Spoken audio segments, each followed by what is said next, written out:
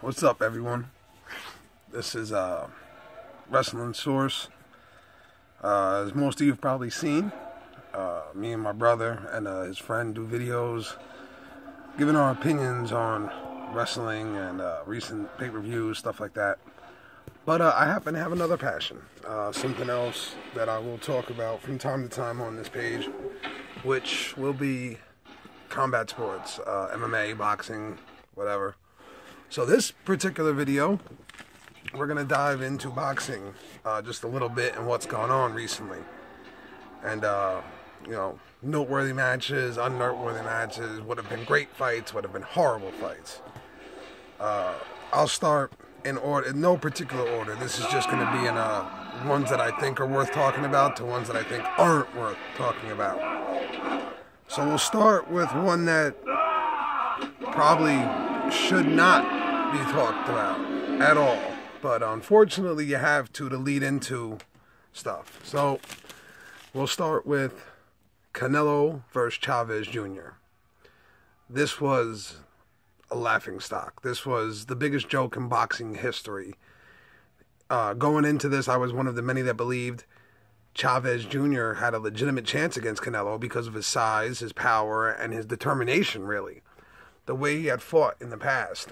Even in losses, we had seen Chavez Jr. willing to walk through tons of offense from other opponents to get in there and land his shots, famously against Sergio Martinez, he took a brutal beating for 11 rounds to get in there in the 12th, land a big shot, hurt Sergio bad, and nearly finish him. And because of all this, even with recent performances taken into account, I still felt like with Chavez's size, his power, his body work, I felt like he really had a legitimate chance against Canelo to give us at least a good performance, at least a fight worth remembering.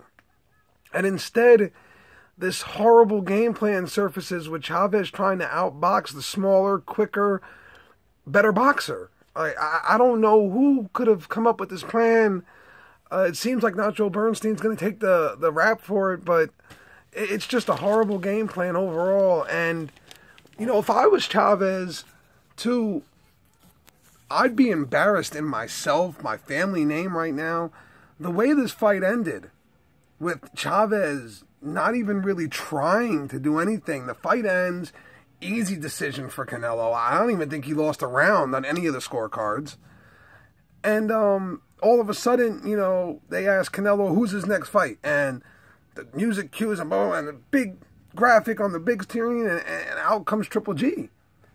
It was kind of like a big slap in the face to Chavez. Like, yeah, we knew you had no chance. Gennady's been here all night. This deal was signed. Everything was done before this fight ever took place. We knew you had no hope in the world of being Canelo. And Chavez just fed right into it. Like, he fought horrible. And, again, now this is boxing. Some have started to say, was the fix on here? It kind of looks like this was set up.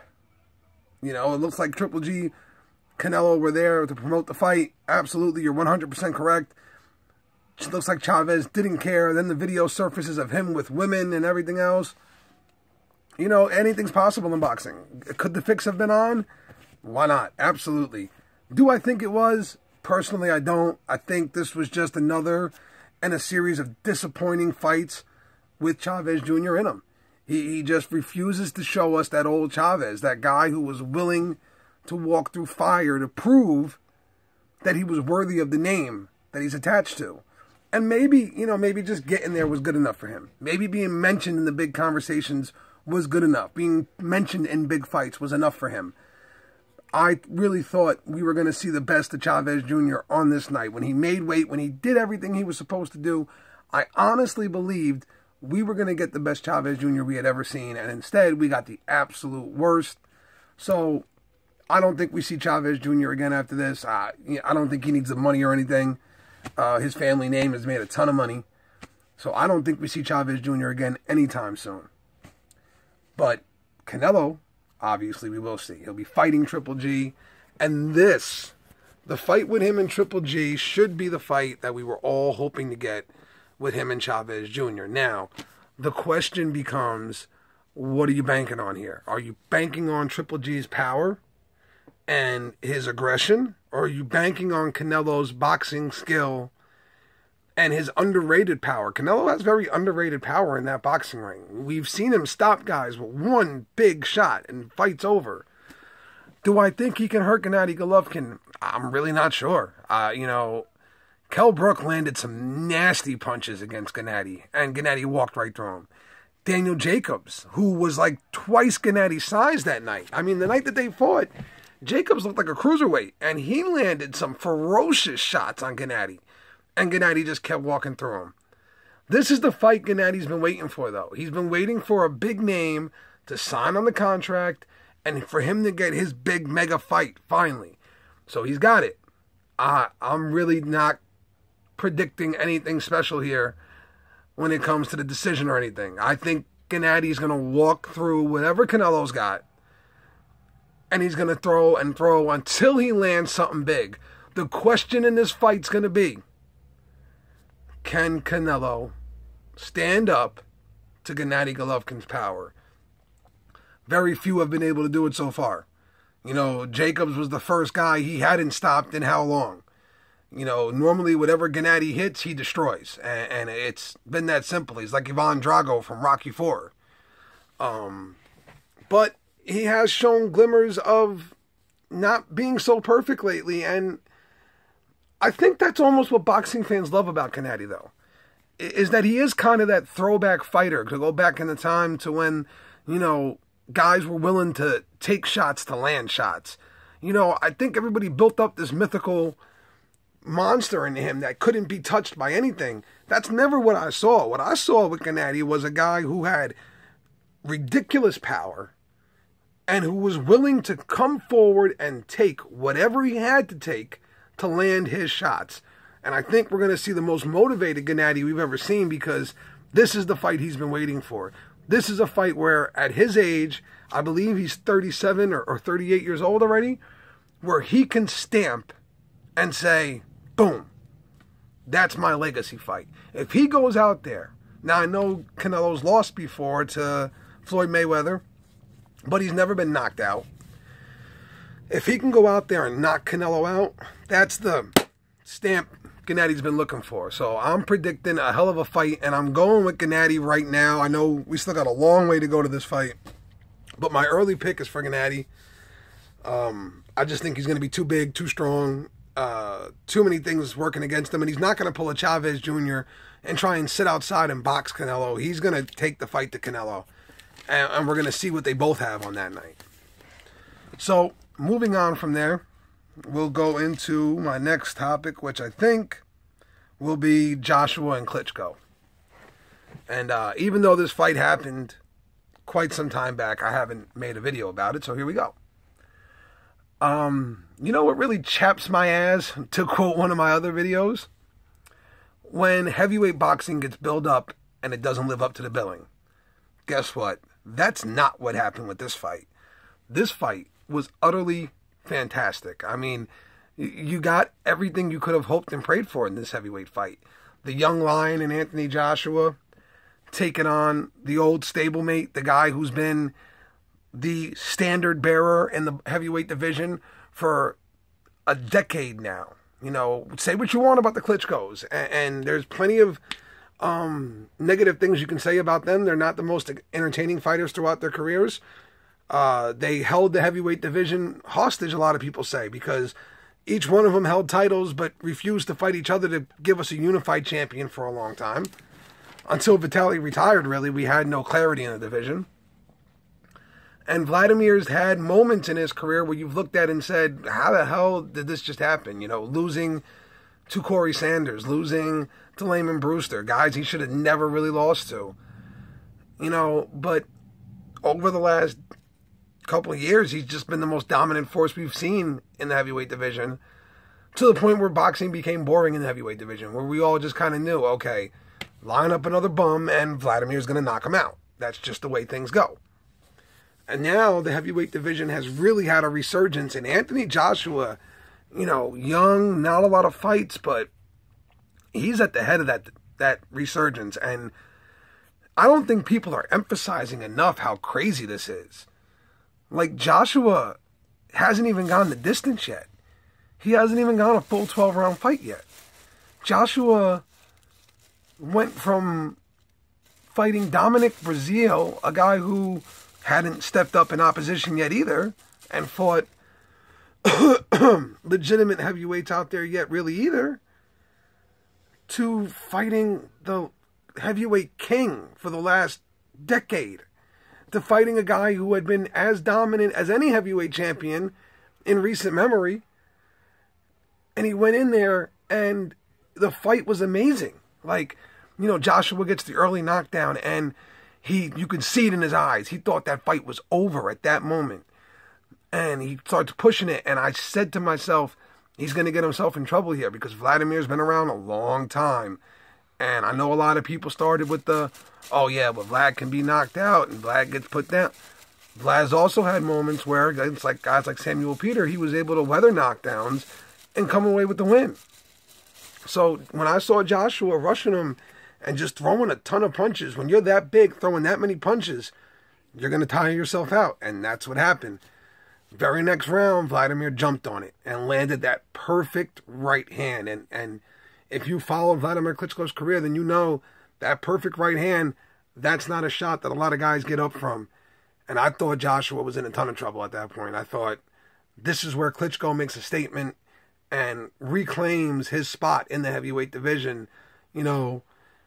But Joshua gets up, takes a beating the next 3 or 4 rounds, and then around the 9th round, he starts to kind of get his feet back about him. He starts to find his way.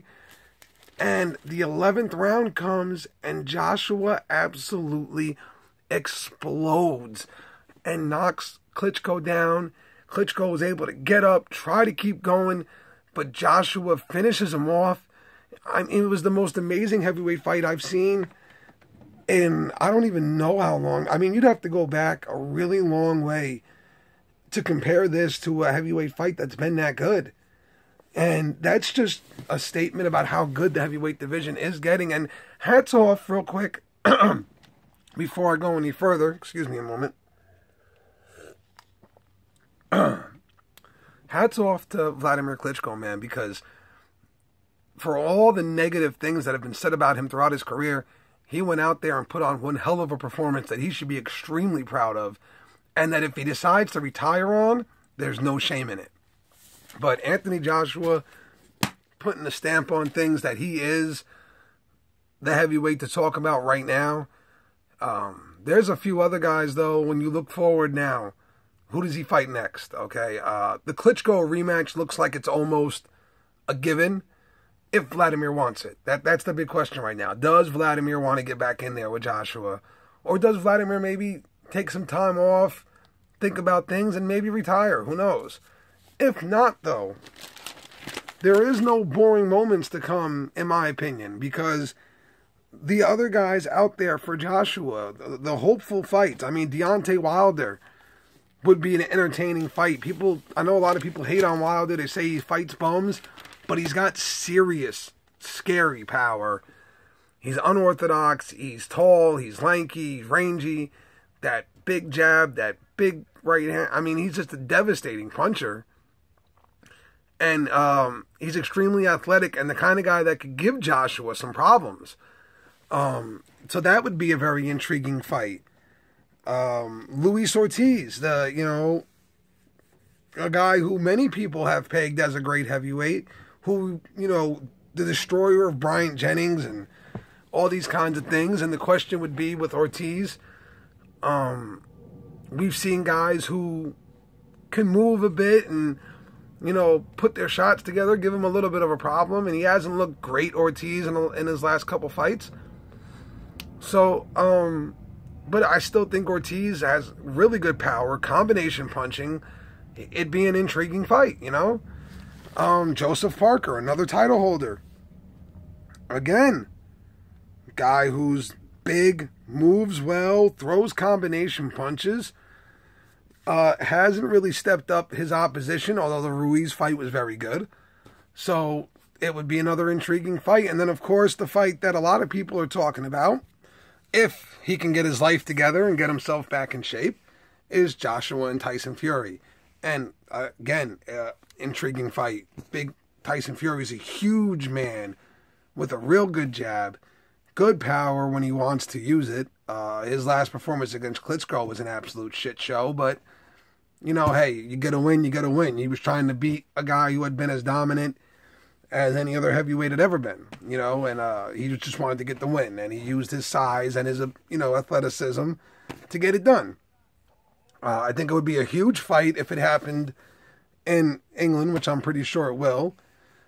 Be a huge fight then, Wembley Stadium, sold out, Sky Sports, all that stuff. So the heavyweight division is definitely on an up curve, and it's looking like we're going to get some really good fights because of it. Another side note real quick on the heavyweight division, a somber bit of a note. Shannon the Cannon Briggs, man, I believed in you, Shannon. I was all on the let's go, champ. I was on that bandwagon, man. I didn't believe you would ever beat one of the top heavyweights out there, but beating Freza Kindo to get a title, I believed you could do. And then you go and fail a drug test on us. And I know it was for an elevated level of testosterone in your system or whatever. And, who knows why or who knows. All I know is he had such a positive message going with the let's go champ thing. I feel like, I hope this isn't something that can really go against him on this one. Because even if he couldn't get the win, that let's go champ, it had become such a positive thing for people to use in their lives if things were going wrong. I just hope there's some way for him to rebound from all this and keep his positive message going. Just a little personal note there, side note, that's all. We'll move on now to HBO's big fight last week, which was Crawford versus Diaz with Beltran and Micello on the undercard. I don't know. I can't really say the guy's name, and it doesn't really matter. Ray Beltran fighting for his life, really. He was trying to get citizenship here for exceptional reasons, if you will. And, if he won the fight, looked like it was going to be very good that he was going to get it. And boy, did he ever. Second round knockout, one of the most brutal knockouts I've seen recently. Picture perfect shot. Dude's head bounced off the mat really hard. He was rushed to an emergency room afterwards. I looked on the internet today and stuff. I didn't see much about an update about him, so I hope he's okay. But Ray Beltran's he's one of those tough fighters, man, that just always comes for a fight. And if it wasn't for Terence Crawford, he'd probably be a champion right now. But unfortunately for him, he's in a division with Terence Crawford, and Crawford is a damn nightmare, bro. Crawford is the standard setter in his division and in boxing right now, in my opinion. Crawford is fantastic, and that leads into the Crawford versus Diaz. Not much of a surprise in this fight. Diaz was coming in. He was known as a tough, hard-nosed guy who came in, threw punches, strong guy. Crawford just did what he does to everybody. Unfortunately for Diaz, he made it look easy. He really did. I mean, Crawford is one of those exceptional fighters that makes really good fighters. Like, Diaz was an Olympian. This guy's no joke. And Crawford made him look like a joke. I know my dog's agreeing with you right now. You hear that? Crawford made him look like a joke, like he was nobody. So, Terence Crawford continues to do what he does, looking for a big fight on the horizon. Crawford possibilities are there. I mean, I know he wants Manny Pacquiao. I'm going to be honest here. I don't see Pacquiao fighting Terence Crawford. There's no reason for it. There's no upside for Pacquiao to fight Terence Crawford. In all honesty, he probably gets destroyed by Crawford at this point in his career. I don't see an upside to fighting Crawford at all. I would love to see the fight, because I would love to see Crawford take the torch, if you will. And he will, believe me. He will take Manny Pacquiao apart. He will embarrass Manny in that fight. But I don't see Manny signing that contract at all. Crawford's too good, and he doesn't want any part of that. Other guys that are possibilities would be Ndago, really. for junior welterweight unification. We don't know much about Ndago except for recently he won 2 big fights to get his portions of the junior welterweight division. He owns titles. Crawford owns titles. Crawford's seen as the lineal champ.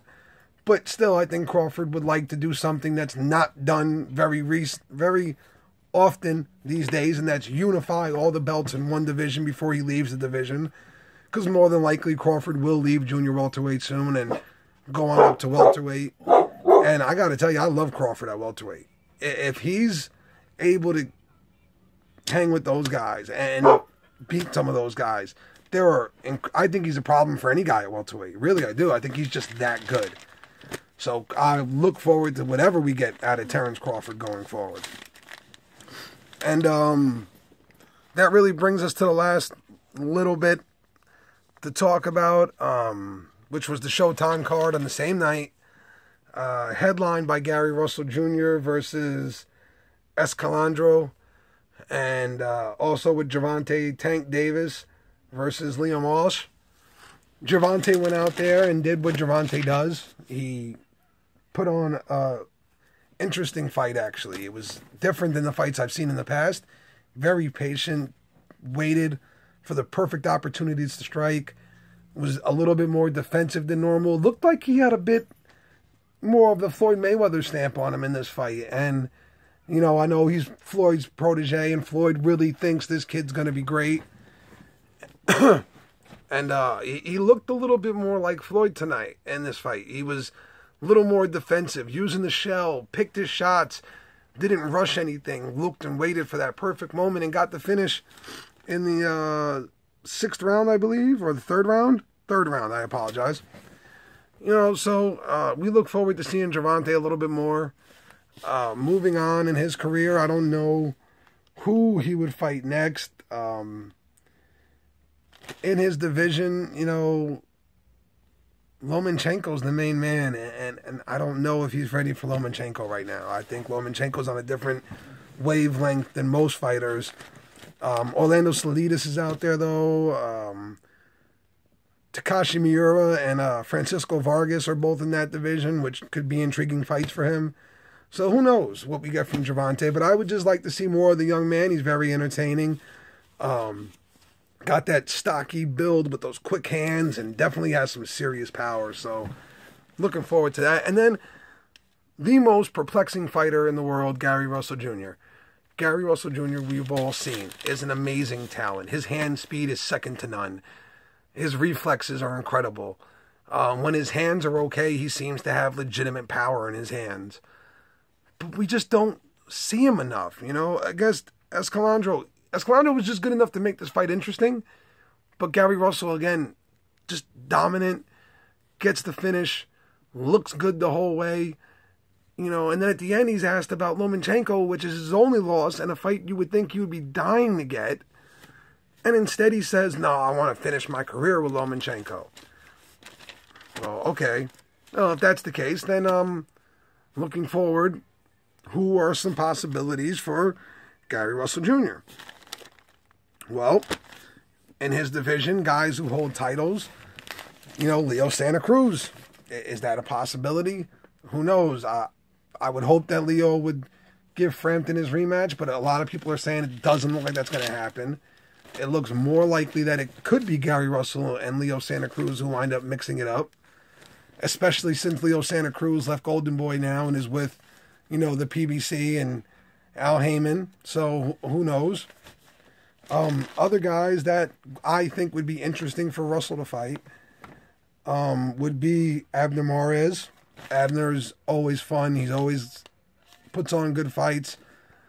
So, you know, there's always a chance that him and Abner put on a great fight. Carl Frampton is another guy who, you know, I know he lost to Santa Cruz recently, but it was another really good fight, which these guys seem to always put on. So I think Frampton would give Russell a hell of a fight, and I think any of these guys, if you put them in there with Gary Russell, it's really a toss-up, and maybe even Gary Russell's the underdog going in, because the one time that he stepped up into elite competition was Lomachenko, and he got thoroughly embarrassed that night. So any one of these guys would be an intriguing matchup. I just want to see more of Gary Russell Jr. I think he's an incredible talent that we just don't see enough of to really know where he stands. And I think that's going to be all for this edition of Inside the Ropes, we're going to call this one. Boxing news, MMA, who knows? You know, maybe when I do a name MMA one, I'll call it, you know, Blood on the Floor or something like that. What the hell? Why not?